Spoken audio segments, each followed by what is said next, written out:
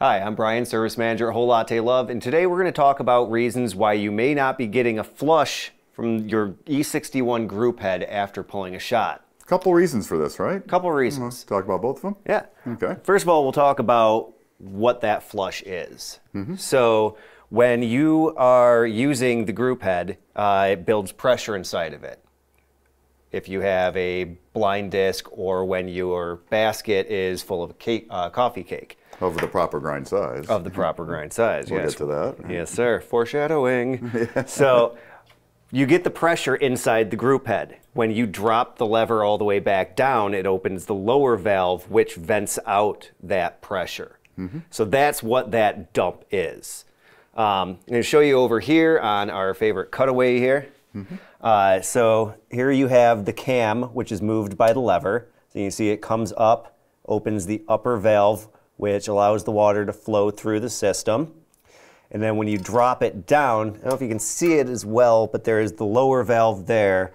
Looks similar to that. So the cam is coming down and pushing on that.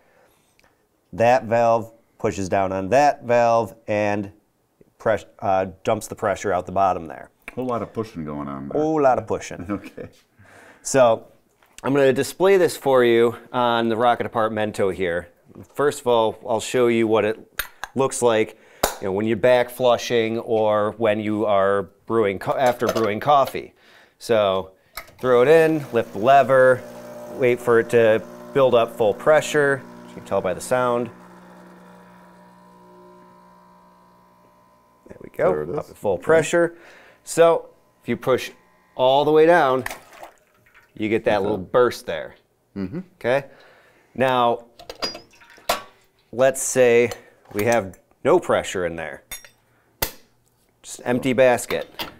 Or a really coarse grind, right? Yeah, if you threw your French press ground coffee in there for some reason, for science. So, we're not going to reach full pressure because there's just not enough resistance in there. So keep an eye on that bottom valve there. Nothing. Nothing. You may get like a dribble or something out of there. More likely it's just residual water in the system. So what did we just learn? My grinds too coarse? Yes. Hey. So the more resistance you have in the group head at your portafilter dictates how much water you're going to have coming out of there. So if you do have a super coarse grind, you'll get maybe none, maybe just a little bit. And the finer and finer you go, the more pressure you're going to have. So, good question, because I ask this on a regular basis. I get somebody think, yeah, my flush isn't what it should be, or my puck's kind of soupy. So, I'm assuming you can end up with a soupy puck if your grind is a little too coarse as well, right? Because you're not going to have as much pressure built up in there. Exactly. Yep. Yeah, it'll just start pooling in there. It's not being forced through. You can call it a loose cake, crumb cake at that point. Okay. So yeah, the number one thing to look at if you notice that you're not having as much discharge in there is your grind. And also your espresso's not going to be very good if you're. Yeah. There's a few ways you'll figure out that may be part of your problem there. It's also just the easiest thing to do without having to tear apart your group head or anything. So the mechanical reason why you could be experiencing this, it's possible, but it's not a frequent thing unless you have, a 5, 10 plus year old machine that you've never serviced the group head. What can happen is that lower valve that we were talking about, from years of this cam wearing, rubbing on it over and over and over, it'll start to wear out on the top there. So eventually you can get a point where when it lowers, it's not pushing it down hardly at all. And that would be causing you not to have your pressure venting out the bottom.